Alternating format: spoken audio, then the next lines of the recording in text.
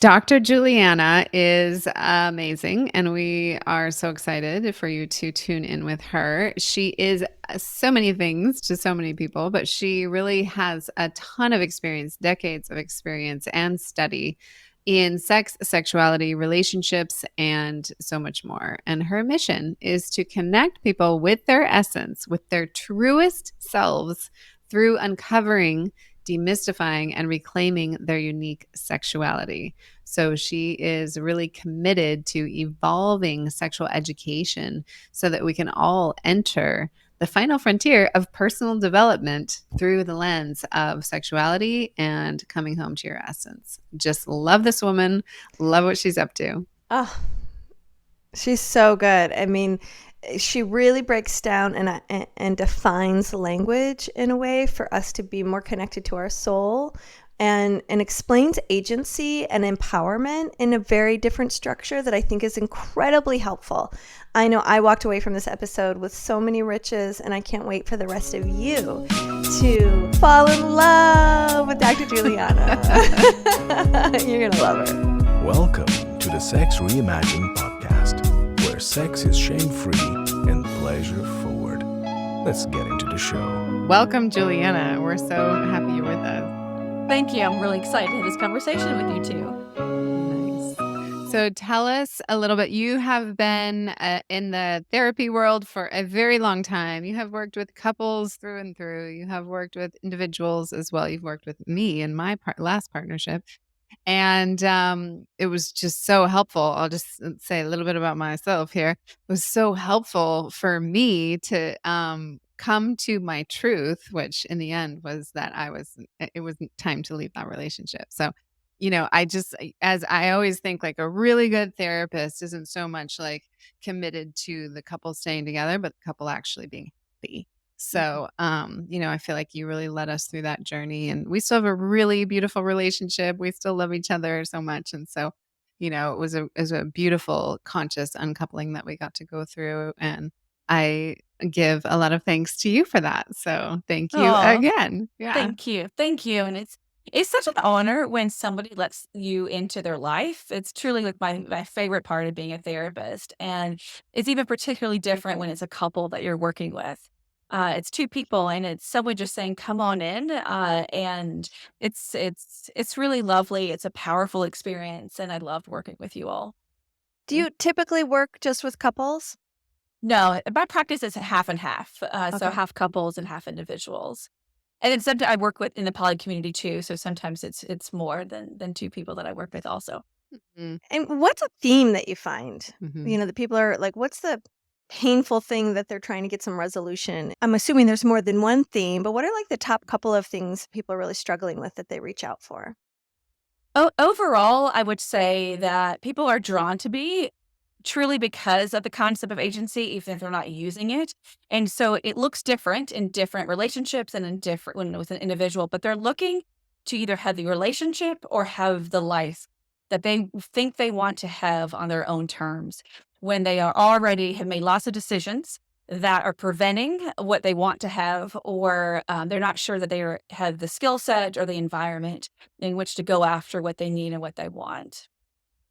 Yeah. So there's really this like couples get into these relationships and they start giving up their agency, like giving up what they truly want. And they're like, hey, wait a second. I want all these things, but how do I get that with you? I've spent this many years giving that part of myself up. And now how do I get back to my truth and sit with your truth? And I mean, it can just be a ball of wax. It can just be a sticky situation. Mhm. And I find too that like a magical place is helping a couple in particular find out what's a compromise for the relationship and what's a compromise of your soul. And you have to know the difference between the two, and that's going to determine if this is a good coupling or a partnership that's going to remain fulfilling for both of you. So can you give us an example of like a couple where those things are aligned? That they're compromising and it feels okay for the relationship and for themselves. Right. Yeah. Yeah. Like they're Mhm. well suited because they're aligned with what they need and want. And that relationship is providing and harmonizing with that. Mhm. So I see several things that I can kind of pick up pretty quickly in how they're interacting with each other. And that comes off as in one, they have just typically positive regard for each other. They assume that the other is really looking out for them, for themselves and for the relationship. And that is not always common to see that. But when I see it, I know that that's a real positive. And when it's absent, I realize that's a pretty big issue.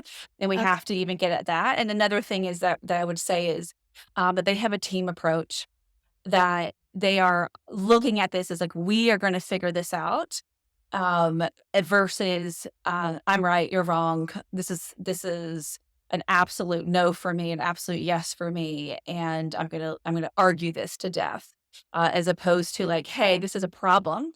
This is something that we are having a disagreement on, or we have a different opinion, but I know we can figure this out. I want to figure this out.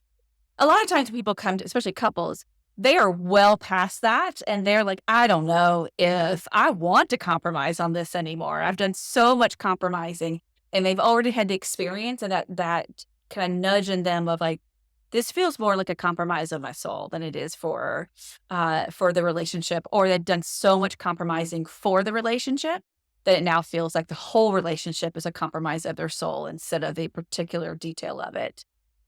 That's Yeah. really helpful. You really kind of see that high regard. I really love that. Like when you have high regard, not just for your partner, but for yourself, then, and those two things are a mutual connection.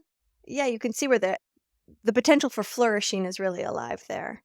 And I can also see how when, if that time in a relationship is past and things have started to kind of degrade, how you would be so under-resourced so that the compromising then becomes impossible.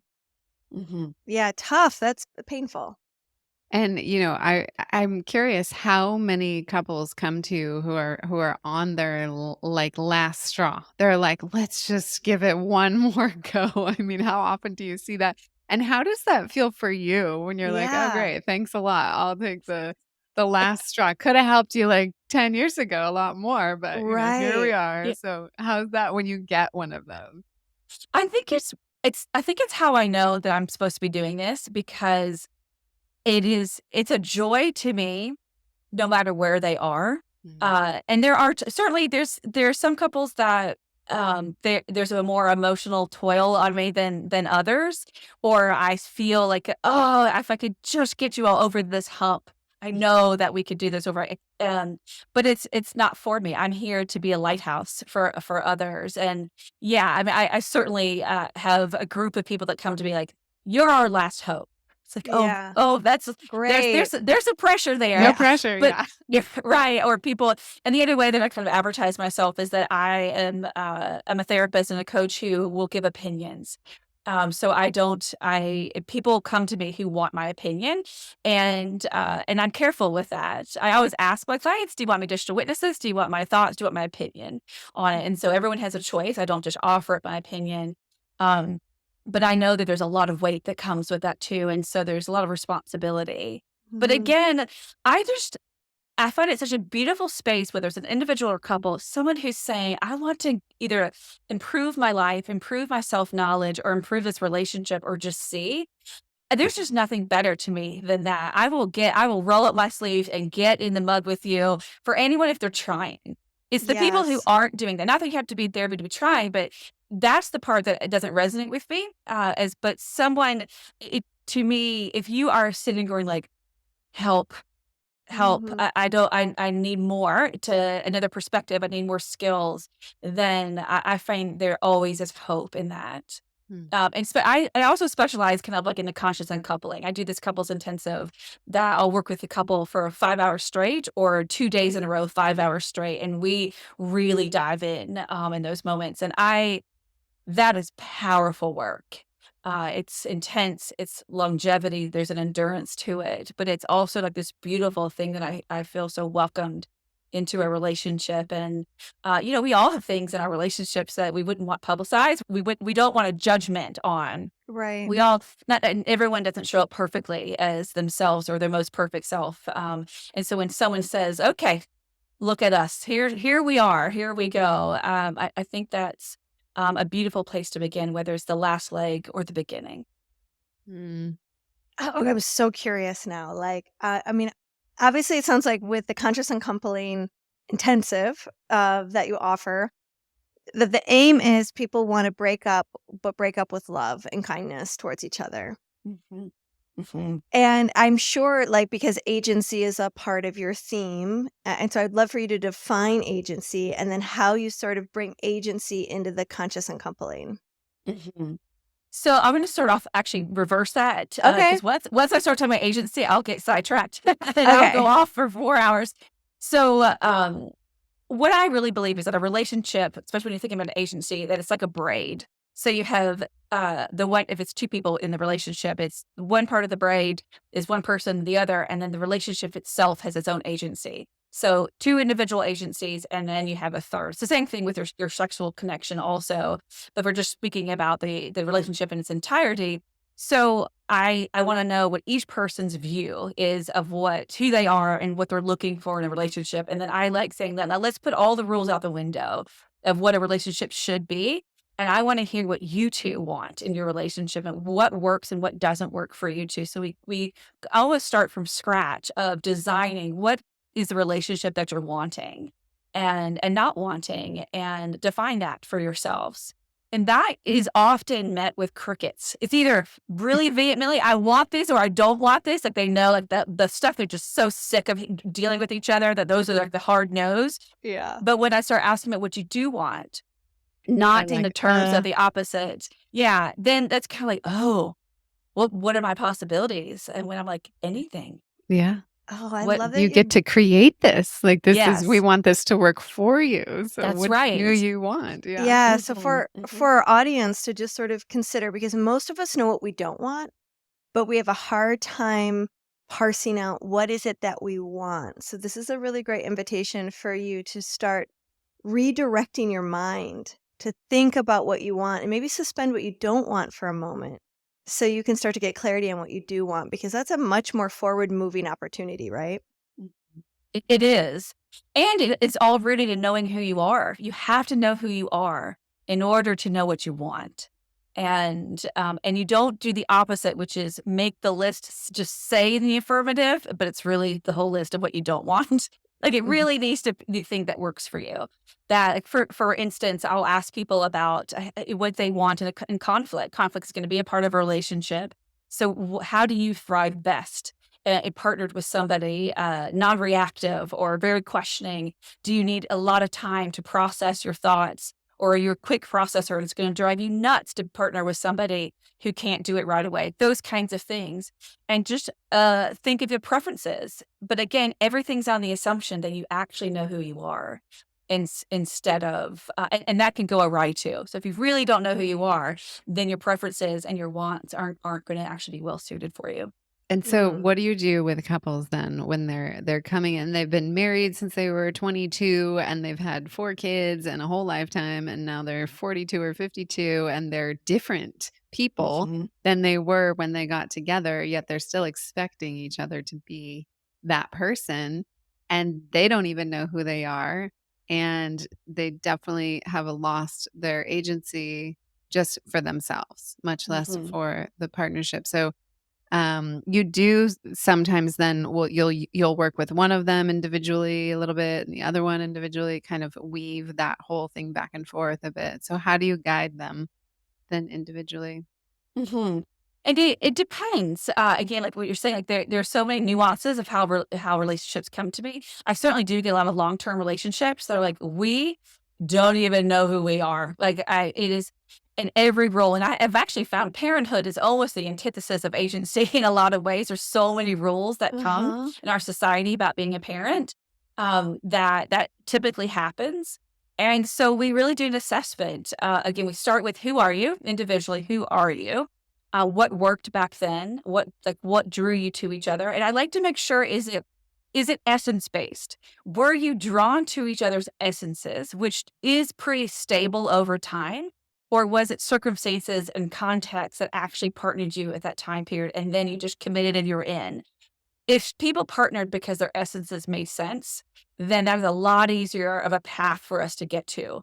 again, because they're there. We just have to sift through the other stuff that has gotten in the way of your essences connecting with one another.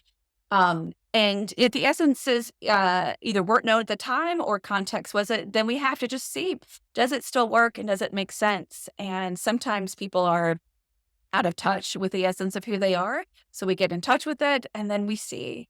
And it's probably half and half who decides to stay together and who doesn't. No, when someone encounters like, oh shit, I don't know who I am. I can't Mhm. even I don't even know how to, I can't get to the answer of that. Yeah. How do you start to support them finding out? hmm And that brings me back to agency because it's interesting that agency demands that you know who you are, but it's also an avenue in which to figure out who you are too. And the first thing I do is I just sit down with people when they're in that place and grieve alongside of them.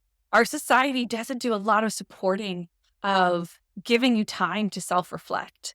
And for me, is again, I'm really excited why you are doing this podcast is I think sexuality is the final frontier of self-development. I think it is the most potent and the last place that society has allowed us and supported us in knowing who we are. And so that's where by work and agency and sexuality comes together is know who you are as a sexual being, know who you are as a holistic sexual being, not how the world has told us sex is, but know the deeper layer, the spiritual part of sexuality. You're going to know who you are deeply. If you get yourself sexually, you're going to get yourself in every other way. Some people are open to that, and some people aren't coming to me at all about sexuality matters. And if they're not coming to me about sexuality matters, or they're not open to finding out who they are through sexuality, I grieve with them. I support and validate the experience, and I say, "So, are you ready?" It's work. It's work to do, but it's important work, and it's not a luxury. It's a necessity. That's the other thing that I would say about sexuality is it's so unfortunate that our society has said it's a luxury and it's the last thing on the list when it really should be the first or one of the first things too. I gotta highlight what you're saying here. You're talking about people knowing who they are by knowing what their essence is, right? This is like where my jumping off point too with people.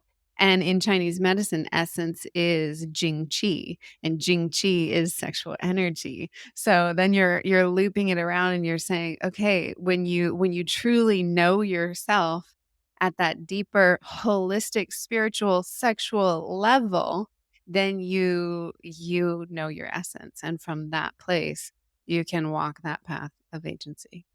Mhm. Yep. Yes, it's circular, and we get back to it. So I'd love to tell you my thoughts on what agency is. Please. And I'll do the Cliff Notes version of it because, again, I could talk about it for hours and do. So agency itself is a term that's you're hearing a lot more, but I feel pretty urgent in making sure people see what I'm saying about it that's different, that's kind of being put out there. And there's kind of different layers. So I view it as a concept. It is a noun and it's a verb also, but I talk mainly about the concept aspect of it. And then there's a skill of agency. And I think that's also what is really needed out there is if we can talk all we want about agency and about that in particular being about self-autonomy, self-determination, self-knowledge, and decision-making. That's the concept all kind of woven together. But the skill of it is really what we're missing. And so we can let's all be empowered. Great. But how? How do we get empowered? And I'm going to talk to you also the difference between being empowered and being an agency. But I've been studying for 20 years this concept of agency, and that helped me come up with the skill of agency. And it began actually with discussions. I was teaching the College of Luminary, and I started wanting to know how people made sexual decisions. And I wanted to know the difference of how people, in particular, I started with women, started how they made sense of the decisions they made. So I had in my conversations and my data and my research, I would have at that time, it started off with women. Two women would have very similar sexual stories. And one would be like, this is terrible. This is traumatic. This is awful. This has changed who I am or changed how I feel about the world. Another woman had a very similar story and she'd be like, yeah, it is what it is.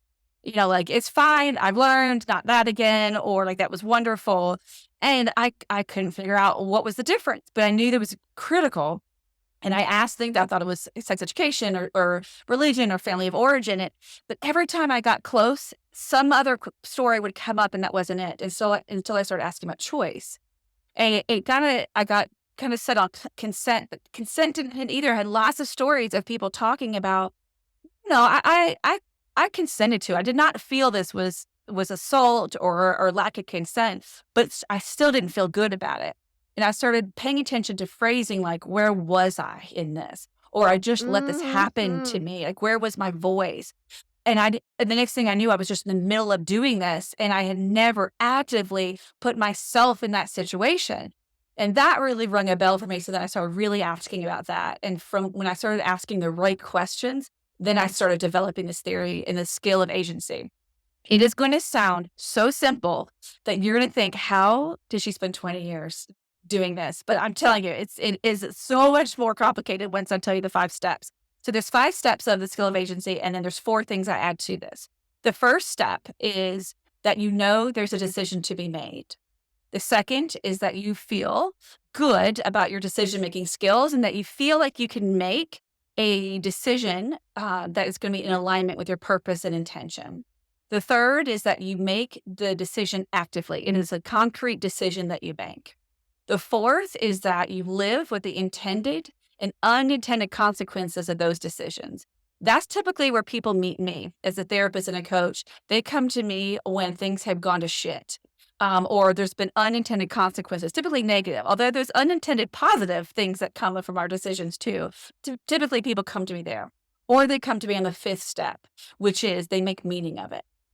And not everything falls in these categories, but the main 2 categories of the meaning that we make is that we feel like the universe is conspiring for us. We feel like, yeah, this makes sense. The world is good. I get it. I understand how this all fits into things. Or the other category, which is like protection. I don't like this. So it's resiliency or protection. And I make meaning that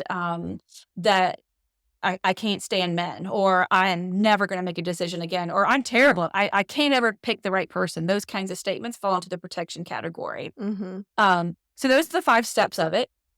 And I'll get back to some examples as to how those steps kind of come to play. But there's 4 things that kind of like weave in between those. The first is, I already said, is that you have to know yourself. So if you're going to make a decision that's aligned with your purpose and intention, then you have to know yourself to make those right decisions. So that's a key component, and it's not a one-stop shop, as I know you all know. You have to constantly be checking in with who you are. You have to constantly be asking yourself your yeses and your nos, your yups and your yums, who am I, those kinds of things. The second thing is that you have to be able to have this tolerance for ambiguity. And when this came out in my research, absolutely not. Nope. I want certainty. I worked a lifetime learning how to make things certain because certainty felt like safety. Yeah, control. But hey, nope, it's not. And there's a lot of theories out there, a lot of studies that show that actually the tolerance for ambiguity is the safest thing that you can do. Right. Because if you know you're going to be okay, no matter what comes to bear, then you have safety and you have a tethering to your soul and to yourself instead of a tethering to outcomes, to other people, and to the world. And that isn't safe because there's so much that's unpredictable. Right. And doesn't a little bit of ambiguity help us lean into more curiosity versus a more rigid, fear-based It opens decision? up possibilities. Yeah. It sure does. And that falls into the category of meaning making, which is like the resilience part. Curiosity, resiliency has to have curiosity as a part of things to really make it potent. So then the third thing is that you have to have multiple perspectives when you're making your decisions. And that's, to me, where things, and I'll get back to this when I talk about the difference between being empowered and being an agency. But you have to be able to see that your decisions affect other people and that others' lives and decisions affect yours. You have to be able to do a 360 in things and understand that there's a ripple effect and a synergy to your place in the world. And that may seem obvious, but there's a lot of times that people make decisions that they don't consider the ripple effects, and that surprises them. And then the last thing is that everybody has access to agency, but it is still rooted in white privilege. It's still rooted in differences. So we all have access to agency, but some of us have this much and some of us have this much. But once you get in the door, it's our birthright. Just like our pleasure is a birthright, agency is a birthright, but we have intersections like racial, sexual orientation, gender, socioeconomic. We have different things that prevent us getting into agency.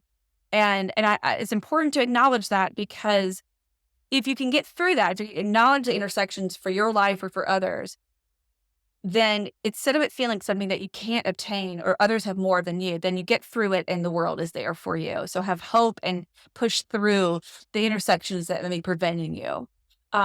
So that's agency. That's the skill of agency.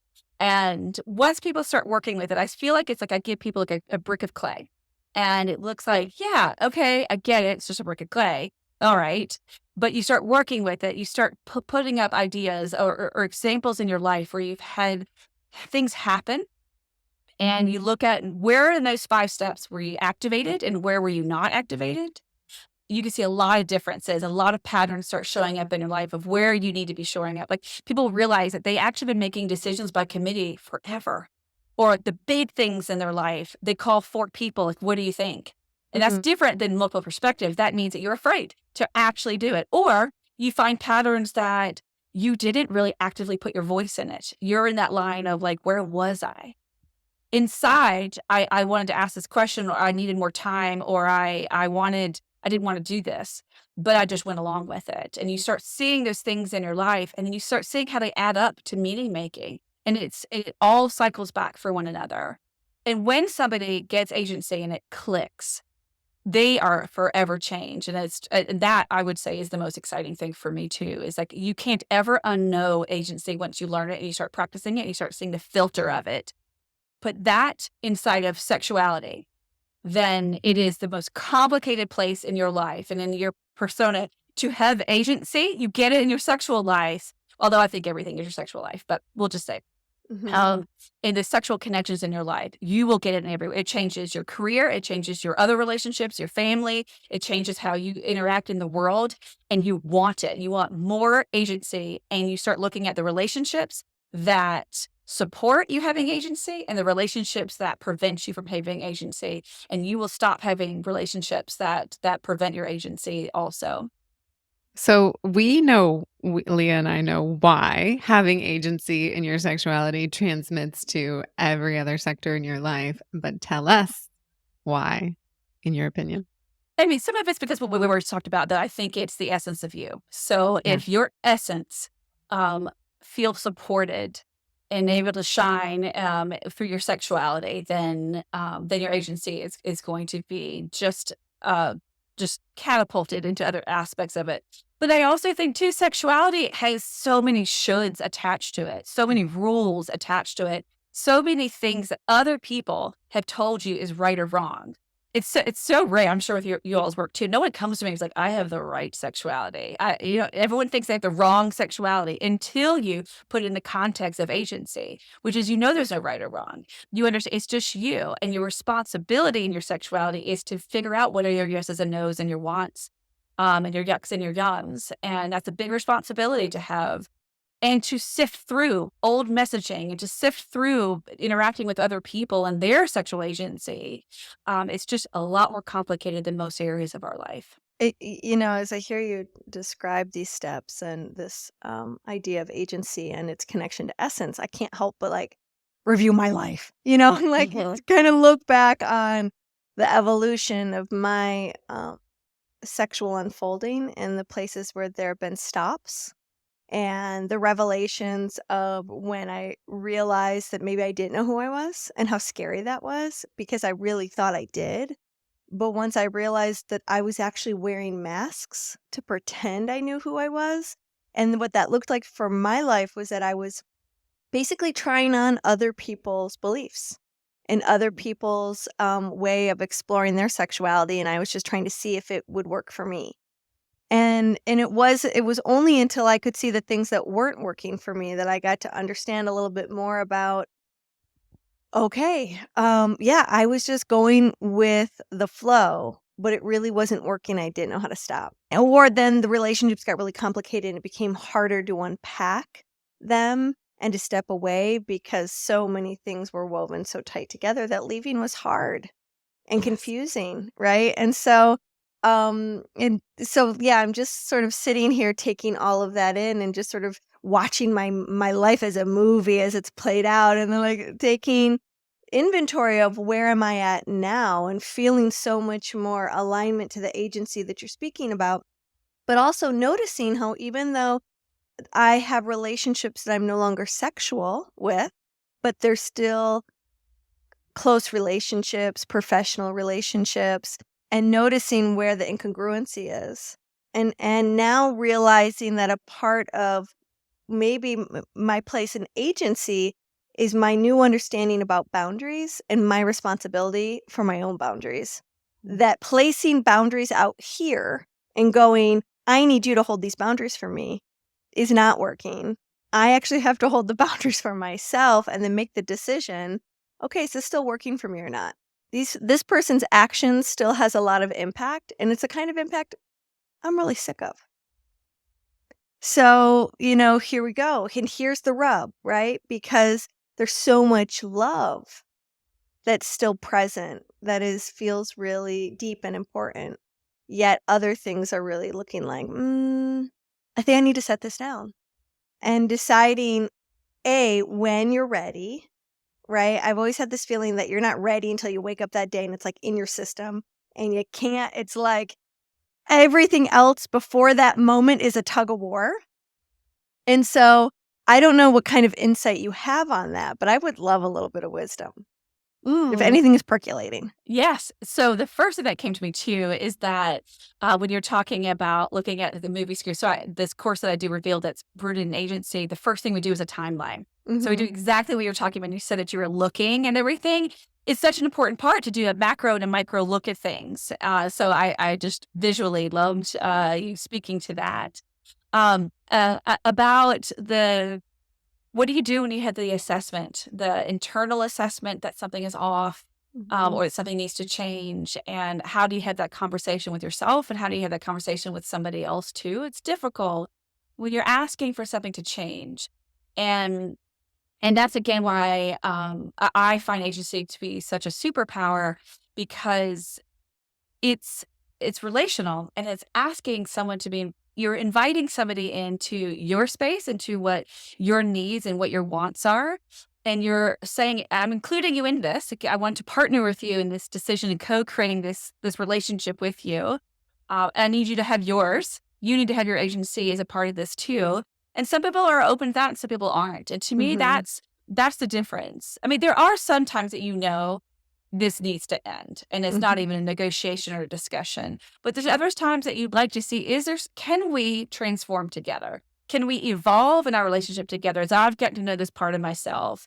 And I'm asking you, is there room for us to grow? And this is what I know I need our growth to be. And it's so beautiful when someone can set aside their ego, they can set aside the affront that they may feel, because some people will take it as criticism, but in agency, that's not what this is. It's an invitation. And to learn how to lovingly to walk away from each other or to change the relationship if they're not open or their needs and wants don't meld with yours anymore. I love that. Yeah, I love that question that can be posed to say, can you partner with some change with me? Yeah, here's what I would like to be different. And that's a nuance that may not sound so different than just a regular communication when you're trying to change a relationship, but it actually is different. So I'll give you a very specific, and the details of it may not be that relatable, but if you see the bigger picture of it, it is. So a client let me use this as an example previously. So he had an interaction with a family member who sent a text message that felt inappropriate and divisive. And his guttural reaction was to write back like, this is not okay. You can't write like this. You can't do it like this. And we just like, you need to know this is a no for me. It was a very hard boundary. Not surprisingly, that didn't go over well with the family member. Like being told you did something wrong typically doesn't go very well. Mhm. Then he thought about it, and we had done a lot of work with an agency, and he's like, "Oh, I did not activate my agency in this. I didn't think about the relational aspects." And then he decided to write an email and started off with like, you matters to me. This relationship matters to me. Mhm. And so I'm inviting you into a discussion about why this didn't work for me. And still said the same things like this, how you said this and what was said is not okay with me. But I'm asking for us to have a discussion about it. And again, that may seem like basic 101, but it is so often missed in how people deal with conflict with one another that you still get to have your yeses and nos, but you're inviting somebody into that. And the family member called immediately after getting that email and felt a very different energy, and said, "Okay, I kind of don't get what you're saying, but I respect it, and you're right. Our relationship matters." Yeah. I just went through one of those myself, a little personal one. And I was like, I got the first message in a text and I was like, oh, I don't even have a reply to that. Like, Mhm. okay, all right. And then the Mhm. next one was an invitation. Hey, let's clear this. Like, let's come back to love. And so it's Mhm. really an opportunity, like to use your agency in this way is an opportunity to invite love back into the situation, because otherwise we're sitting in judgment, we're sitting in criticism, we're sitting in, I'm right, you're wrong, this is the way it should be, and you didn't do it the way I think it should be. And there's as many rooms as there are people sitting in that room. It's all about perspective. So what you're speaking to is just a beautiful way to, as Leah would say, turn toward each other, instead of turning away from each other. Mhm. Yeah, I think the subtle differences is, asking for like that partnership and this isn't really working for me anymore. And I'm wondering if we can find a way that it might. It's respectful, where the other one is defensive and you've got something to guard and protect and to fight for. Where the other one is more, just has an attitude of more peace and a little more dignity towards one another that says, like you said, I love that you matter. And I want to resolve this in a way that we can walk away feeling hopefully good, but maybe good isn't always necessary. It's just like finding a resolution that works for everyone. And I feel like when each person gets something that they need or want out of like a negotiation or a compromise, then it just feels like everyone gets a win. And what feels really bad is when we feel like we're setting ourselves up or setting someone else up for to lose. And I don't think in our reactions we really consider much of how much we're setting up a whole situation that ends up sabotaging itself, where everyone becomes a loser in the situation. And what I like about what you're bringing to the table is it adds some thoughtfulness, a little more consciousness, and moving a direction that supports each person versus it's all about me. That more of that sort of self-centered idea. But we also, there's a piece of agency that's not abandoning self. And so I think that gets confusing. When are we abandoning ourselves versus when are we being selfish and self-centered? And I think when we think about agency, we might fear that we're being self-centered. And so perfect segue to the difference between empowerment and agency. So the way that I kind of look at it is that we are born and trained with destiny. The destination is going to be agency, but we got several stops along the way to get to that place. So the first stop is boundaries with other people. And look, we were speaking about before, like this is a no for me. This is behavior that is this inside this is a yes, outside this is a no. Second stop is boundaries for ourselves. So the first boundary may like, you are not going to talk to me like that. That's not okay with me. The second stop on the train is I'm not going to sustain in a relationship anymore with somebody who emotionally dysregulates in a conflict. That's a boundary I'm going to set for myself. And that's kind of like boundaries advance. Then the next step, what I find is that so we have a little bit longer of a journey between steps in this way, that when someone has experienced boundary, those two different types of boundaries, they're like, oh, this feels good. This feels really good to say yes and no, to know what I want, to know who I am, and to interact in the world. And they have several experiences of people respecting it. Like, that wasn't so hard to say no more to this, or it felt really good that I didn't abandon myself and I stuck to what I know is right for me in this relationship or in this job or in this sexual encounter anymore. And then they often go one of two ways. They will feel really great and they'll get an entitlement, which is like the train has now jumped the tracks. Mm-hmm. And so I was like, that's right. That is exactly right. Fuck you. You're not doing it anymore. This is my way. No, in that. And so Right, the that's not righteousness. this. That's right. So Mhm. that's not no good on that. We've all experienced that. But I will say sometimes empowerment smells of entitlement too. Mhm. But I think it's an important part on the way to agency. So I think you have to find empowerment. You just have to be careful of how you're looking at it and making sure you're not doing entitlement and thinking it's empowerment. Empowerment, in my view of it, is you have found your voice and you know it matters and you know your place in the world matters and that you want to know more of yourself. You want to be in the self-discovery journey. You want to things are better and more fulfilling if you show up honestly and authentically to relationships and to yourself and into the world. And like, yes. And it's wonderful when you are empowered in a relationship or empowered with a group of people.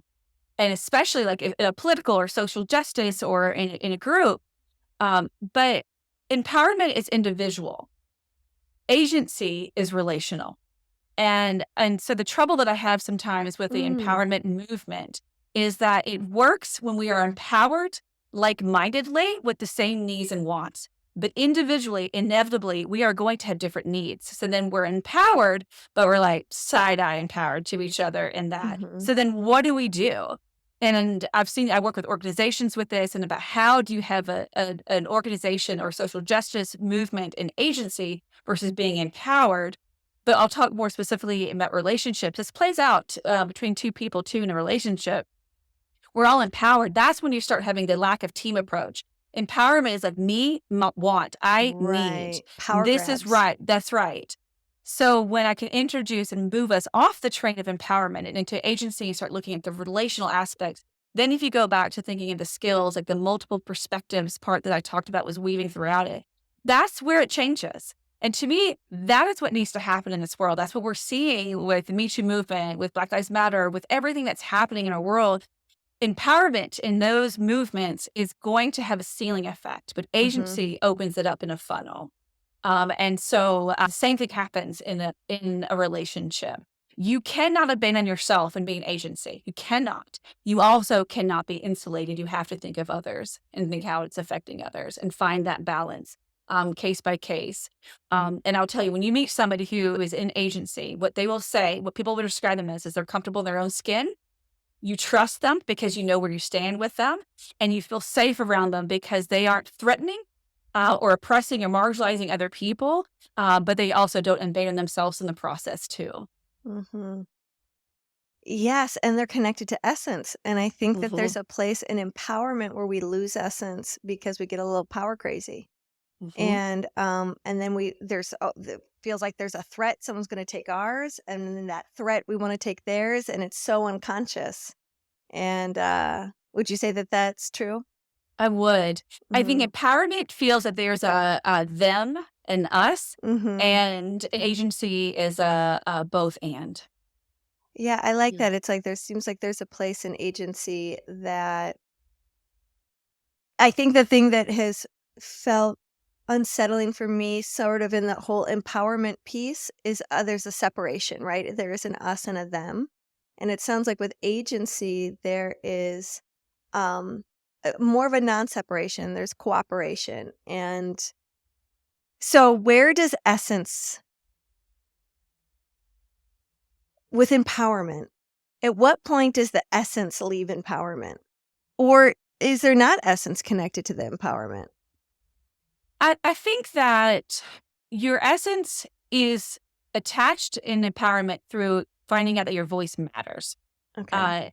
And when your voice is illuminating your essence, then that's empowerment and that's beautiful. And that's when it's really working and you have a synergy that's happening from it. I think where it gets derailed is when you are finding that your voice is the only one that matters, or it matters more than other people. And although you still can be amplifying your essence in it, you're not, because not everyone's essence is rooted in connection. in some way. I believe that we are all rooted in connection, but not everyone will align with that. And I ask people to do 6 words for their essence, and that's typically where I would begin. Like just 6 things that connect, and not everyone will use connection as a part of that. But if you lose the idea of connection or being relational and empowerment, that's where I think that you lose the authenticity of your voice mattering, and you lose people and connections because of it. So it sounds like to me that the part about essence that is probably universal, correct me if I'm wrong, is that essence respects essence. Mhm. So if you're connected to your essence, it makes it seem like it would be very hard not to respect the fact that everyone else has their essence. And what you would most want is for people to be connected to their essence so that they're living from a place of their truth. Even if their truth isn't totally aligned with yours and you have to choose something different because of that, you're still respectful of their essence. And therefore, being able to make changes in a relationship becomes cleaner and more respectful, because you would want someone to live in their essence and to live and follow their truth more than you would want them to stay with you. Absolutely. So when I work with couples and they are just nitpicking over something, I will say to them, so let's speak soul to soul. And I've already primed them that that's the verbiage that I use. It's the same thing as essence, but sometimes people, essence, it doesn't land with them as much as soul to soul. And then I do this physical movement. So I'll say, so we just need to speak soul to soul here. And that's the movement that I speak about. Like, I want to shine mine to yours. So let's just I love speak down to soul here. So if we're talking about this, we're going to fight. We're going to fight for ourselves in our place. If we're going to speak soul to soul, it changes. It changes the authenticity of it. And I see literally people soften in that. And you are now, instead of fighting, you are hearing. And you're looking for that partnership. And I kind of like, there's this older movie called Cocoon that their essence they had this like beam that, and that's what I'm asking for people to do. And I find that to be the case on larger scales also. If you are looking at people who have, like, people ask me, like, can somebody be an agency if they have this political view, or if they have this way of interacting, or where does entitlement fit in? And I think the answer to that is obviously oppression and marginalizing. It's just counterintuitive to agency, because agency requires that you understand that everyone's voice matters. Everyone has a place. Even the people who are acting entitled or being or marginalizing, if you were able to actually speak to their essence and have their essence speaking, then that there actually isn't marginalizing and oppressive views in someone's essence. We just have so much piled on top of it that they can't speak to it. And you can see, that's when you see those beautiful moments, those beautiful documentaries of people who are in such true conflict, and they're able to forgive each other. They're able to let that go. And we can all do that on big levels, as well as in the more minutia of our everyday lives and relationships. Oh, yum, yum, yum. Thank Yum, you. yum, I yum. love all these I distinctions. know, it's so good. It seems like, when you're in your essence, you're really being present, right? When you're in presence, that's a moment when you can actually receive. And so when we are in pattern or a triggered state or overwhelm or stress, we can't access our essence quite as well. So, we might need to take a pause, or we might need to do some kind of practice, or we might need to do something in order to come home to our essence, if we even know what that is to begin with. And so I don't know where I'm going with this other than just kind of hashing it out. But I guess, like, what are some tools? What are some practices that somebody who's like, okay, yes, I do know my essence. I do know my authentic self and soul and voice and truth. And I'm super triggered right now. My partner cheated on me, and I'm just sitting here in this seething, like, triggered pattern mode. How do I find my way back to essence? So, a dear colleague of mine, Mary Russo, has this terminology she uses called the pause. And it's another way of speaking about mindfulness. It's another way of speaking about tuning into your essence. And, it's there's different ways to get out of an emotionally reactive state, to tuning into who you really are. And you cannot tune into your essence, in my view, or to all of your essence and to your soul and to who you are if you're in an emotionally reactive state. So you have to figure out how to take care of yourself in that way. And that also means fear too. So oftentimes when I hear people are in that place, you have to acknowledge fear. You have to acknowledge that that's what's driving things. And so I love working with people when they are not in an emotional reactive state to first tune into their body so that they know the difference between intuition and fear. Because sometimes our responses are very similar. Sometimes our intuition is to be afraid of something that's smart. Sometimes it's just our shit talking and it's fear with that. And so if you have done the work before you're in a crisis, like finding out that you've been cheated on and you're just having all the feelings, then you can really do the pause. You can do the mindfulness practice. You can tune into what is it that I need to know right now? What is it that is being threatened? What is it that I'm afraid of? What is it that is hurting? Even like that, to me, what Brene Brown did a great job of highlighting was that we all want to be seen, wanted, and valued. And if you can tune into that, our essence speaks to that in a lot of ways. And our essence wants to be understood and to understand other people and to be seen and to be connecting. So allowing that to come forth and reminding yourself of who you are and what this means can make a huge difference in those reactive places. But it takes a lot of work and support when you've been triggered in that kind of way. And you have to be kind to yourself in that process. It's not going to happen in 3 minutes. You're not going to get in tuned with that in 3 minutes in most places, or I haven't met many people who can do it that quickly. So it's an endeavor, it's a journey. And I like looking at it instead of like a staircase to that change. I like looking at it like it is a swirl, that it's a spiral to that places. And sometimes we have to circle around a couple of times. And then we have the centrifugal force of knowledge and insight that goes even quicker. And other times it's a slower burn. And the knowledge and insights comes to us a little bit slower but it's all leading to your essence. I love the swirl. That's really good because you have to cycle around and peel another layer of the onion over here before you get to this new onion so often as you're in the practice of coming home to your essence and in the practice of agency. Okay, I have a totally new track question for you. Do you ever get couples who are like, "Hey, we're totally good. We're in a great place. We've got our agency, we've got our essence, we know what's up, and we just want to have rockin' good sex." Do you get those? Yes. Yeah. I love those too. So they go on my track of this place that I call the sex plan. And I was talking about like, we have financial planners, we have nutrition planners, we have all these things, but we don't have a sex plan for our life. And so we talk about that. And I go through the 10 pillars of holistic sexuality that I've kind of deemed as such.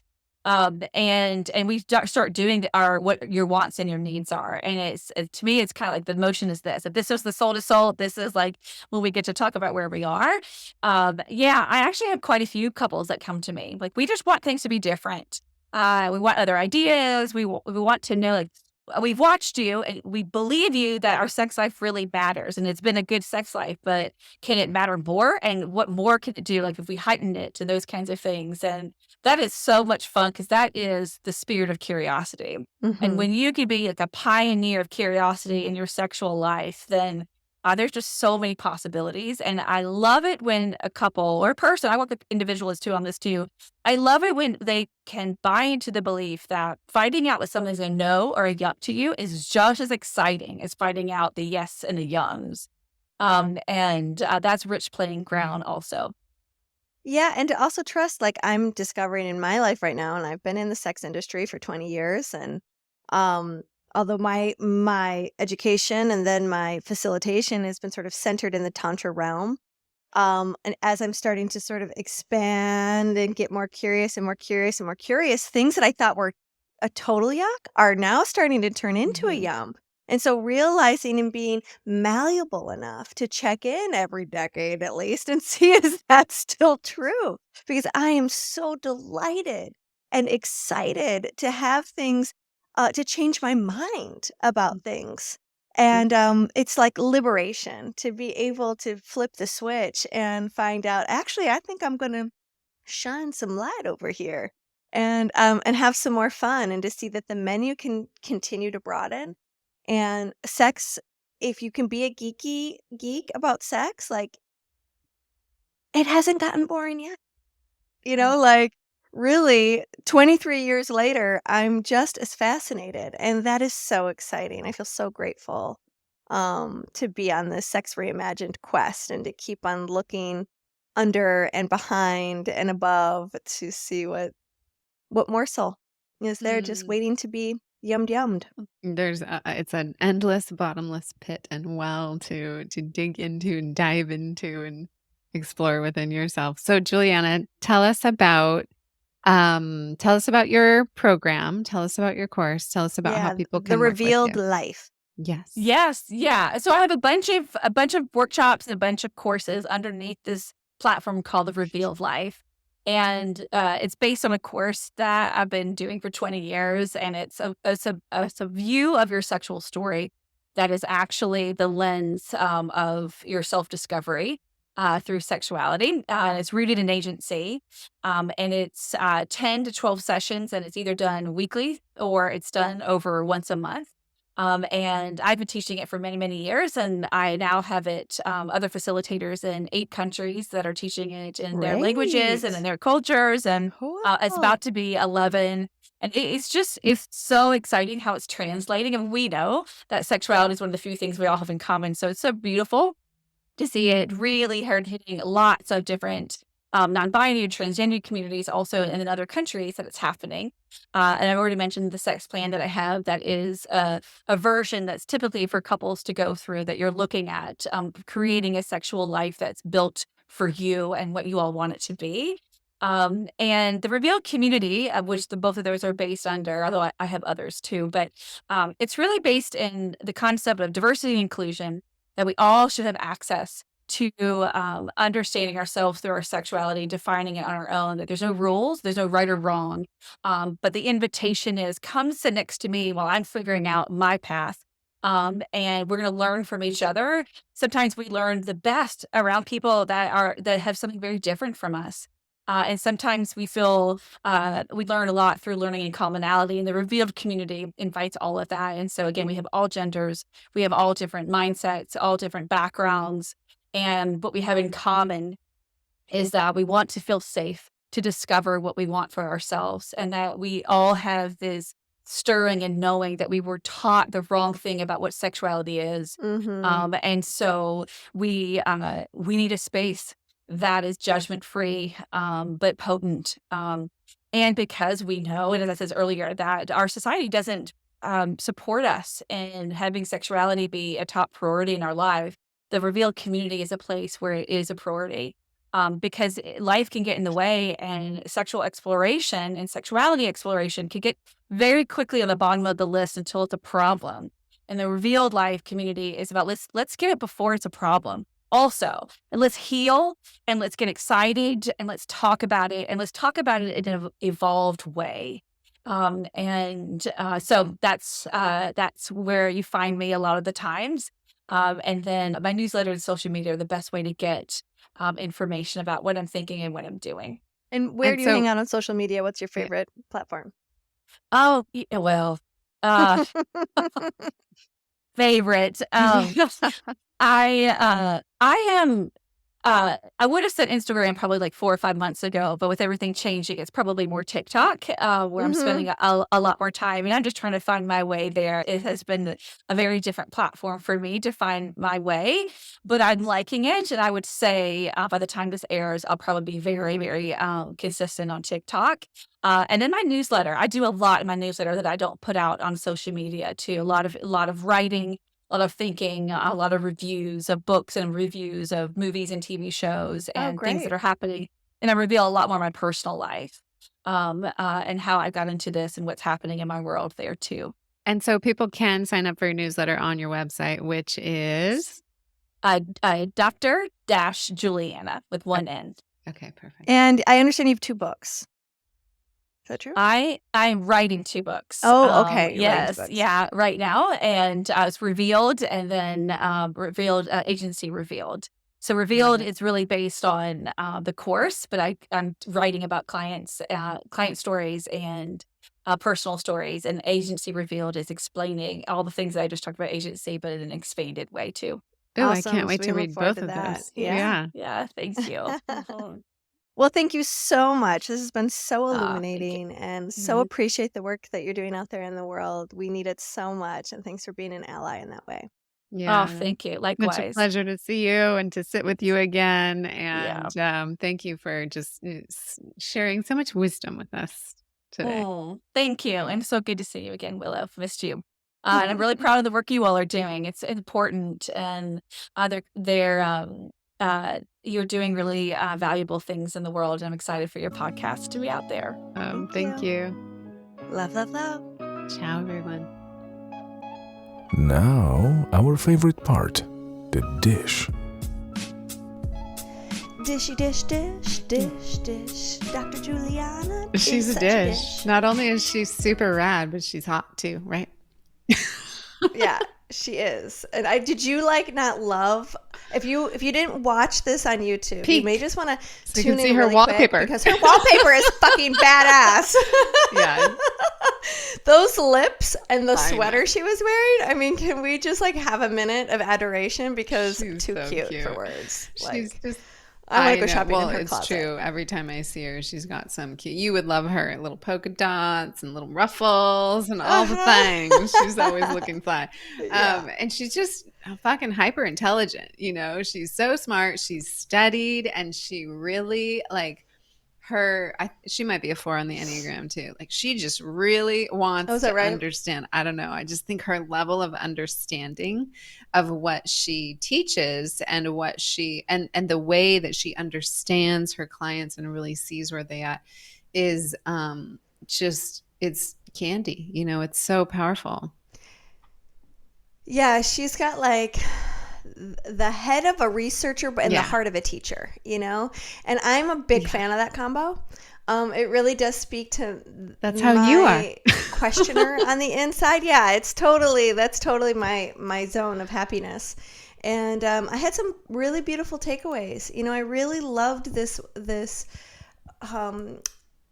phrase of high regard, having high regard for people, and that other people matter. It's such a principle of positive psychology. So there was a lot of terminology that was really brought me back to the heart of positive psychology. And when I look at some situations in my life that are a little destabilized, but mostly okay, but there's some destabilization themes, and I'm trying to get underneath that and trying to find the path forward that holds the greatest amount of love, but also that sense of agency that she was speaking about, where I'm not going to self-abandon, because not only do I want and do have high regard for other, but I have high regard for myself.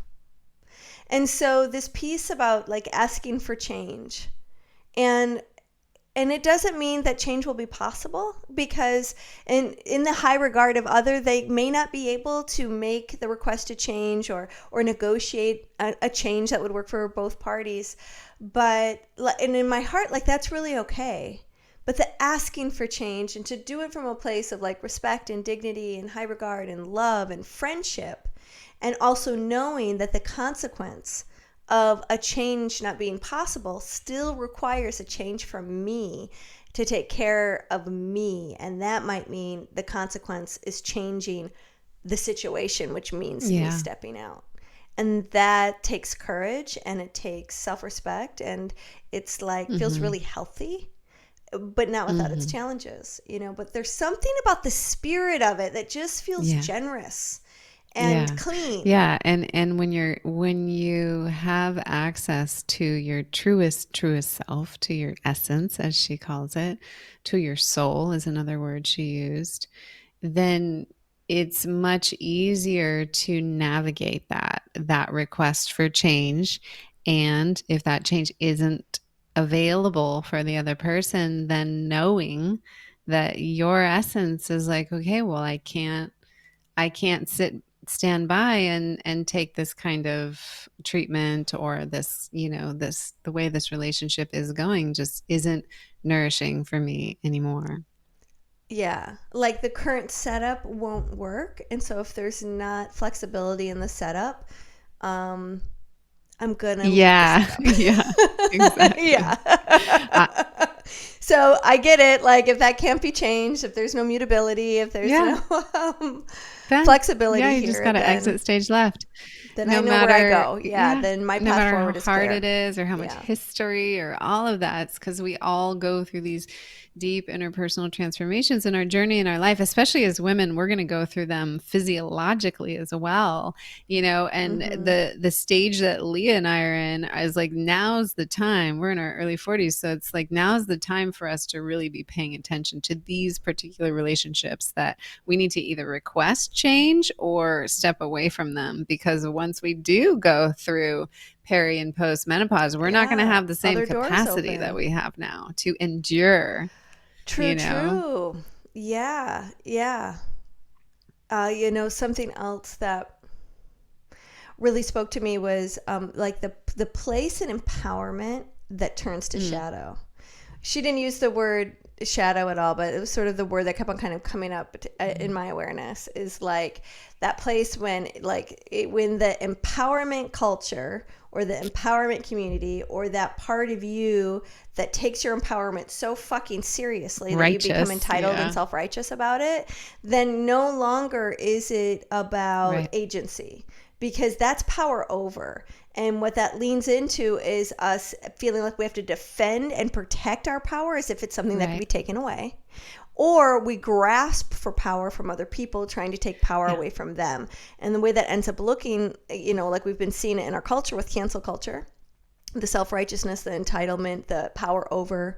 And then that's also comes to play when we objectify people, when we dismiss people, when we think we're better than people, when we think we're the only ones with the answer, when and when we emasculate all of it's people, fear-based, like all those themes. It's all coming from a place of fear. It is. It's totally it's like fear-based, right? It's protective of not wanting to feel our fear. Yeah. And so like this thing about agency, one of the things I'm seeing with it too is it's like, and knowing your essence is you always have the choice to choose to navigate from a place of love, dropping into your essence. Hey, I'd like to request that we make a change in this relationship, or navigating from a place of fear. Hey, that's not working for me anymore, and you need to change or else I'm out. It's a completely different frequency and vibration to the encounter. And if you do care about this person, which you do, obviously, or you wouldn't be in a relationship with them at all, then you want to soften, drop into your yin state, drop into that receptive place. And that was another thing. Your desire to understand. Yeah, that was another thing that we talked about, is like this, when you're in your essence, you're not in a triggered state, as some people would call it, or in pattern, as you and I like to say. You actually are in presence. When you're in your essence, you're in presence. And you can't be in presence and be triggered at the same time. You can't be in essence, presence, and be triggered at the same time. Well, I don't know. I can be in the moment and be upset. You can be in present the moment and feeling a lot of different emotions that may be anger, that may be sadness, that may not be okay, and still be in presence. It's just I'm in presence knowing that I'm feeling these sensations in my body. But are you in your essence causing a lot of moment? I'm not sure. That's a good question. I think our essence can notice when there is a violation and be upset by that violation. And in agency, we can go, there's a boundary being crossed that needs to be corrected. And that is standing in essence. That is saying, like, for instance, like I've had a habit of, by choosing love, I choose love out there instead of love in here. And so I've been very confused with self-abandonment, because I think if I'm choosing love, that means I'm choosing other. And it's taken years to realize that in order to choose love, I have to include myself.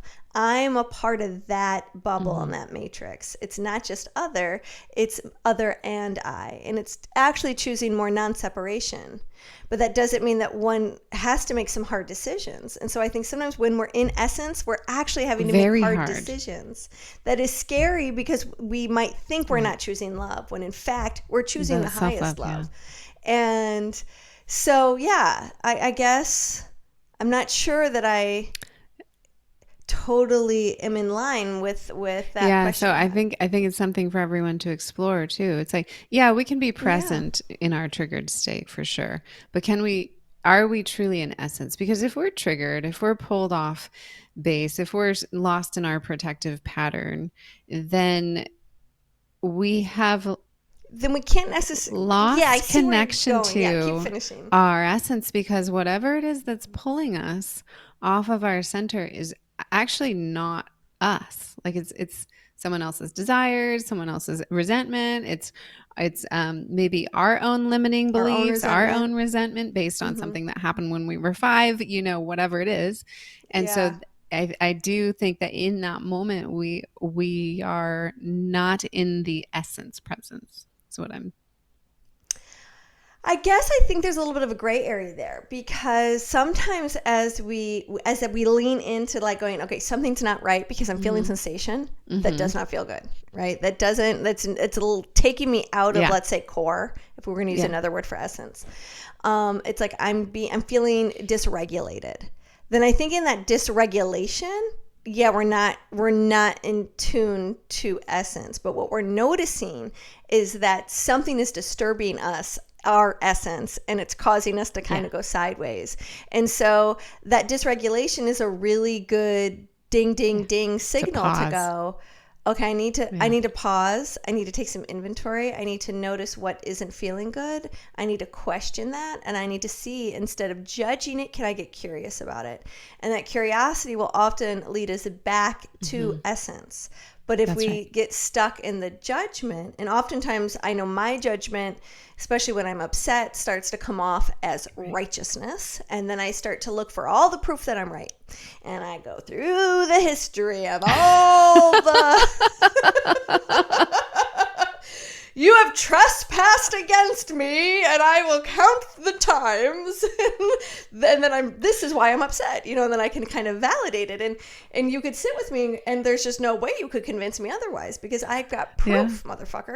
And then so you feel that, right? You gotta sort God through bless that. Leah Piper. Kind of walk your way back and go, okay, if I have high regard. For this person who I am now sitting in great judgment of. Let's kind of walk ourselves back from there, and then start to identify, I'm upset because I feel like there's been a violation here, and I need to sort out, did I violate myself because I let something happen, because I wasn't standing in my agency and I didn't allow myself to have a voice, or I didn't allow myself to really act upon something that was right or wrong for me. And then where does the course correction need to be? And then to take sort of responsibility for the experience, and then make a recommitment to not re-experiencing that, and then asking for change, or asking for help, or coming and seeing where can I be malleable, and where does being over malleable again take me out of that agency. Fascinating. Stuff, I mean, right? we want to so hear from you, juicy. because this is such a juicy interview. I mean, you're gonna reimagine. I'm gonna You're chomp gonna on open this your for a mind while. up. Here we go. And so we want to hear from you. Like, what expanded for you? What was an aha? What did you never think about before? What were you reminded of? Write it in the comments of this episode and let us know, so that we can tune in with you and where you're at on your journey with agency and knowing your essence. And let us know too if you're like, I don't even know my essence. I have no idea what it is. Like, we want to know. I don't know who I am. I'm one of those, We want to know. We've been there. We'll help, because really, like, you matter, and we have high regard for you. And so your thoughts are really cool, and we want to know them. And I just want to say, like, I want to end this by saying, I want to keep yum yum and yuck yuck, because I just think that's adorable. I've always used and yum, yum, but I yuck, like yuck. yum yum and yuck yuck. I think that is so charming. So Ciao, love, everyone. love, love. Thanks for tuning in. If the hosts seem to know what they were talking about, that's because they do. Leah Piper is a tantric sex master coach and a positive psychology facilitator. Dr. Willow Brown is both a Chinese and functional medicine doctor and a Taoist sexology teacher. Don't forget, your comments, likes, subscribes, and suggestions matter. Let's realize this new world together.